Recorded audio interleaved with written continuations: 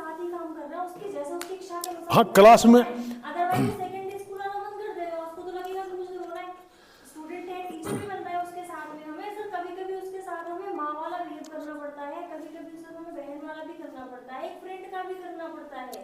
सबका 10 के बच्चे के साथ में तो लगना पड़ता है उसको टाइम, उसके हम अपना टाइम नहीं दे रहे हैं, तब हम स्पेंड कर रहे हैं, खुश भी हो रहे हैं, एंजॉय कर रहे हैं, एंजॉयमेंट के साथ उसको जो टाइम दे रहे हैं उसकी इच्छा के अनुसार जब दे रहे हैं तो करना है उसके साथ, तभी वो स्कूल आएगा। वो पढ़ने नहीं आया है, वो अपना टाइम तो एंजॉयमेंट करने ही स्कूल आया हुआ है। ये बिल्कुल सही बात बोली आपने। सही मायने में देखा जाए तो you are justifying with your profession. यदि रियल में आप टीचर बनने के लिए पैदा हुए हो ना, तो आप एक एक चीज़ को, एक एक एक्टिविटी को एंजॉय करोगे बच्चे को। और यदि बच्चा आज गुमसुम बैठा है तो आपको सही मायने में भूख भी नहीं लगनी चाहिए, नींद भी नहीं आनी चाहिए। कल वो बच्चा ऐसा, ये तो हंसता खेलता रहता था, आज ये बैठा कैसे है। यदि आप रियल में टीचर हो, इंटेलिजेंस जो मैंने बताया ना, ये अब मैक्सिमम आदमी खुश क्यों नहीं है। आपने देखा होगा बहुत बार, पुलिस वाले से पूछो, नहीं बच्चे को पुलिस में भर्ती नहीं कराना, बाकी कहीं भी करा लो। मैक्सिमम टीचर ऐसे मिले, नहीं टीचर में भर्ती नहीं कराएंगे, बच्चे सिर खा लेते हैं, बाकी कुछ भी बन जाओ। बैंक वाले से पूछो, अरे यार लोग आते हैं जाते हैं, दिमाग खा लेते हैं, बहुत कैलकुलेशन है, ये है, उसमें नहीं करना। That means he is not enjoying his job. वो उस चीज़ के लिए बना हुआ नहीं है, उसने अपनी एक सर्वाइवल के लिए, अपनी जॉब सिक्योरिटी के लिए वहाँ चला गया। सही मायने में उसका इंटेलिजेंस नहीं है, वो बना हुआ नहीं था उस चीज़ के लिए, उसको मजबूरी में करना पड़ रहा है। और करना पड़ रहा है तो वो कभी भी खुश होके दिल से उस काम को कर ही नहीं सकता। जब खुश होके दिल से काम नहीं करेगा तो वो आउटपुट भी नहीं आएगा, क्योंकि जिस एक्टिविटी को हम एंजॉय कर ही नहीं रहे हैं, अंदर से खुशी है ही नहीं, तो कहाँ करेंगे। जब मान काउंटर पे बैठा है तो नहीं अभी तो 2 बजे के बाद आना, 2 बजे हमारा लंच होता है, 100% कहेगा वो इस बात को। और यदि वो रियल में उस चीज़ को एंजॉय कर रहा है तो वो कह यार ठीक है यार, 2-3 आदमी कोई ये नहीं यार, बाद में खा लेंगे, वो काम करके ही हटेगा। है मेरे ऐसे जानकार हैं, तो उनसे जो दूसरे वाले हैं वो कट जाते हैं, जो उस काम के लिए नहीं बने हुए ना वो कट जाते हैं। यार हमें, और ये बेमतलब में कोई उसको चमचा बोलेगा, कोई कुछ बोलेगा, कोई कुछ बोलेगा, ये अफसरों की नज़रों में ज़्यादा काम करके दिखाना चाह रहा है, ये पब्लिक के लिए ज़्यादा सिंपैथेटिक होकर दिखाना चाह रहा है, क्योंकि उनको तो नेगेटिव रिमार्क्स देने ना उसको, क्योंकि उनके कम पड़ रहे हैं, वो करना नहीं चाह रहे उस चीज़ को। तो ये चीज़ है, जिस प्रोफेशन में आप हो, यदि आप उस खासकर जो आपका पैशन है, यदि वही आपका प्रोफेशन भी है, तो आप डेफिनेटली उस चीज़ को एंजॉय करोगे और उसमें आउटपुट भी बहुत अच्छा आएगा। और बच्चों को भी, जब आप अंदर से खुश नहीं हो तो बच्चों को खुश कैसे देखोगे, दूसरे को खुशी कैसे देंगे। अब मान लिया मैं एक हायर पोस्ट पे बैठा हूँ, तो जो मेरे सबॉर्डिनेट हैं उनके सामने मैं खुद फ्रस्ट्रेटेड हूँ, तो एक फाइल देखते क्या यार क्या लिख के ले आया, तो ऐसा करे, ऐसे करेगा आदमी। टाइम पे छुट्टी मांगेगा, उसको कोई दिक्कत नहीं है, लेकिन नहीं देगा छुट्टी, मना करेगा किसी भी काम के लिए। और यदि वो खुद से हैप्पी है, अंदर से अच्छी फील है उसकी, तो वो कोशिश करेगा, ठीक है यार मैंने सोचा 4 आदमी हैं, काम तो चारों का ही है, पर चलो 3 से काम चलाएंगे यार, ठीक है आप जाओ। ये निकल कर आती है इन चीज़ों में। तो इसलिए खासकर प्रोफेशन जो है वो पैशन वाला ही चुनना चाहिए, और वो चुनना तब है जब हमें अपने इंटेलिजेंस का पता होगा, जो हमारी इंटरेस्ट की फील्ड होगी। यदि वही चीज़ है, आज यदि सचिन तेंदुलकर को हम डीसी बना के यहाँ बिठा दें, या किसी आपका यूपी का सीएम भी बना के बैठा दें, ही विल नॉट हैप्पी। वो फील्ड का आदमी है, वो नहीं है, राजनीति करने के लिए नहीं बना हुआ है।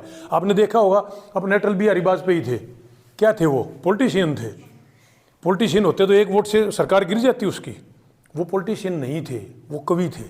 वो यदि संसद में भी भाषण देते थे तो कविताओं के तौर पे देते थे, रिप्लाई भी करते थे तो कविता घुसा देते थे उसमें भी। तो वो बॉर्न पोएट थे, लेखक थे, इसलिए उनकी सरकार गिर गई। अब वहीं पे यदि कोई दूसरा हो आज के टाइम में, इनकी गिरा के दिखाओ ना, कोई जो आज चल रहे हैं इनकी गिरा के दिखाओ, कोई भी एक की बजाय 50 से ना जीत के वो भी पूरे हो जाएंगे। ये बने बनाए हैं, ये बॉर्न लीडर हैं। He was not a born leader, वो करना उसको वो कर रहा था। कई बार हम ऐसे ही आ जाते हैं दूसरी फील्ड में, इसलिए ये फिर बात आती है, नहीं यार ये तो जॉब अच्छा नहीं है, ये तो डिपार्टमेंट अच्छा नहीं है, ये तो वो नहीं है। वो डिपार्टमेंट की कमी नहीं है, वो हम गलत डिपार्टमेंट में चले गए इसलिए अच्छा नहीं है। और एक छोटा सा एग्जाम्पल यदि मैं अपना बताऊँ, आई एम काइनेस्थेटिक।